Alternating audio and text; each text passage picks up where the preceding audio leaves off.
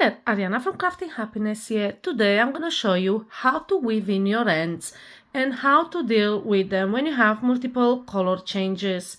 And this way, hopefully you won't hate starting a project where you have multiple color changes or you have a lot of ends to weave in, like granny square blankets or even this star blanket that changes colors every 3 rounds. So today I'll show you how to weave them in and what other options you have so you don't have so much work at the end of your project. So let's get started.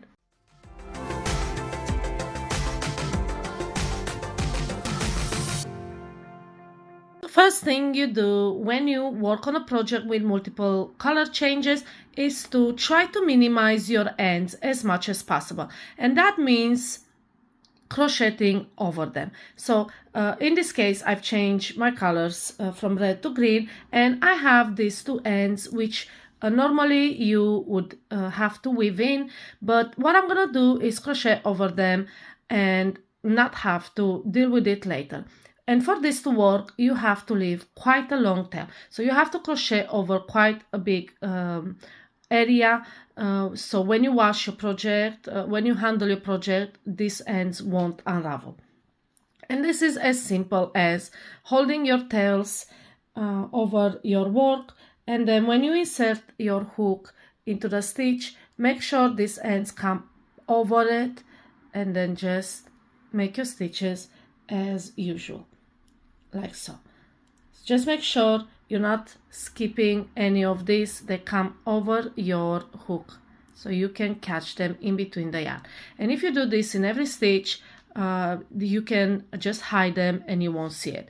I usually use this technique when I crochet blankets with horizontal color changes, and then at the end I have a lot of color changes or yarn that I carried over, and then I just make a border of single crochet stitches all around my blanket just to cover these ends, and then I don't have to weave them in.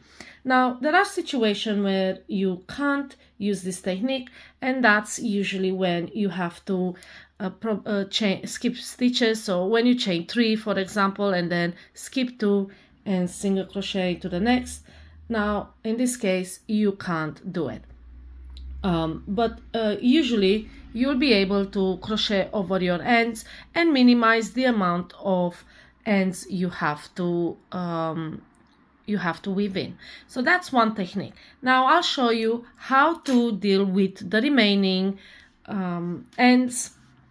In this case, right here at the back of my work, we have quite a few from where we change colors.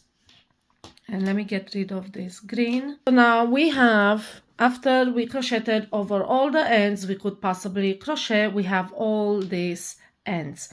Now there is a rule of 3, which means you weave in your ends in 3 different directions, and that way your work won't unravel. There are a couple of things you have to keep in mind when weaving ends. First, you have to have your ends on the wrong side. Never weave in your ends on the right side, because it will show at some point. So it's better to weave in your ends at the back of your work, the wrong side. Now the second thing is always weave in ends of the same color into the same color strip. So don't weave your pink end into the red color, for example, or the red end into the white color. Always keep the ends into the same color. And third is the rule of 3. Make sure when you weave in ends, you are doing it in 3 different directions, and that will secure them even when you are washing it. So let's start with the magic ring. I've already crocheted over it, but because it's so important and I don't want it to come undone, I'm gonna weave in. And I'm at the back of my work. I'm crocheting into the same, I'm weaving in into the same color. So what I'm gonna do is just go under the stitches one way, and then under the stitches the other way. So that's my second one, and then back into the center, and that's my third direction, and I am done. It's that easy. You don't need, I mean, you can go back and forth as many times as you like, but if you do it 3 times, you should be fine. I'll show you one more time, and then after this I'll show you a cool way of changing yarns so you have no ends at all, no matter the technique, no matter if you have to skip stitches, if you crochet with gaps like me here.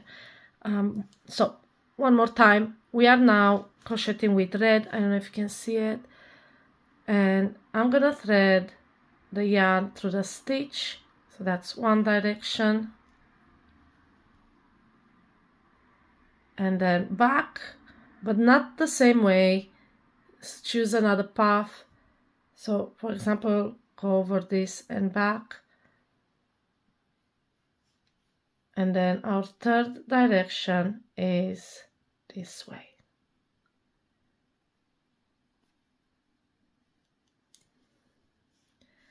And we've in this end as well. Now it's very important to choose the right needle. You need a needle with a blunt tip, a tapestry needle with an eye big enough to fit your yarn, and one that it's metal because it glides easier through the stitches rather than a plastic one. And this will make your life so much easier.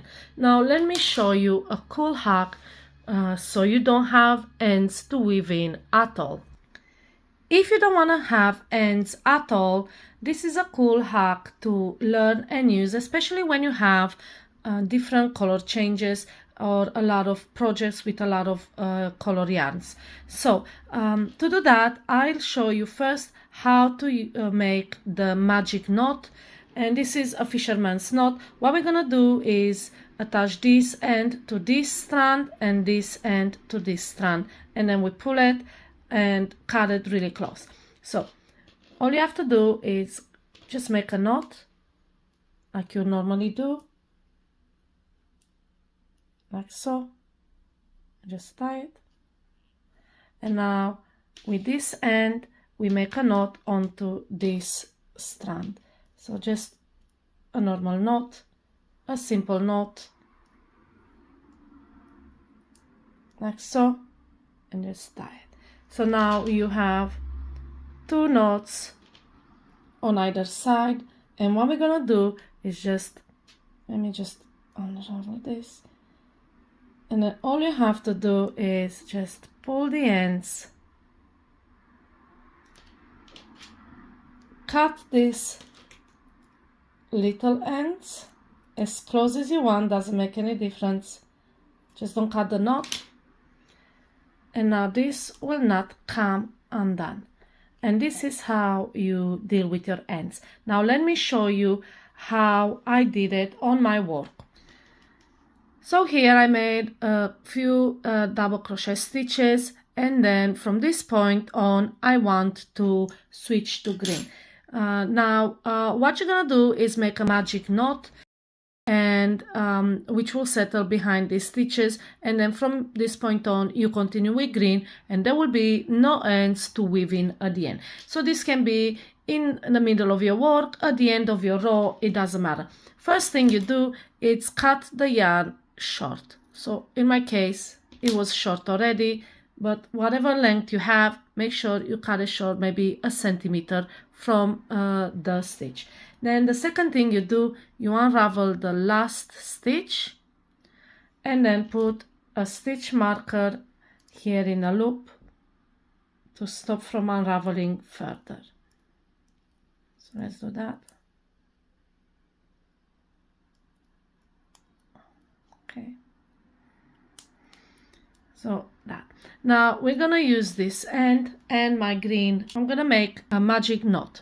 So like I said before, this end to this strand, this end to this strand. So let's just do that. Okay, so when you join the yarn, this end doesn't matter how big it is. This one try to make it as small as possible.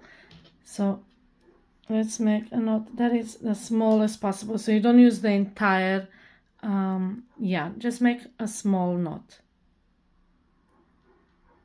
The tail should be tiny, about 1 centimeter, just that yarn that you left. Okay, so try to pull it like that, about like that. Okay, so now we have the 2 knots. Hold it here and pull, and then let's cut these ends. And I know it sounds like a lot of work, but trust me, this is easy after a few tries. So again, you can't unravel this. Now we go back and make our stitches. So let's see if we got it right. It might take a few tries and you might adjust your tension, but this should work just fine. So here we go. And this is the knot right there at the back. Like I said, it's gonna settle in. You won't see it as much. And then we continue with green.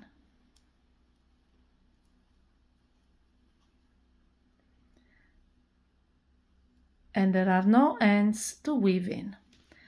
And this is how you weave in ends and deal with ends, and hopefully you found this tutorial easy to follow and you learn a few things, and ends won't be your enemy. I can tell you at the beginning I really didn't like weaving ends, so I just made blankets in one color, but as I learned more crochet and these techniques, everything became easier. So I hope it becomes easier for you as well. If you have any questions about this tutorial, put them in the comments below and I'll be more than happy to answer you. Happy crocheting!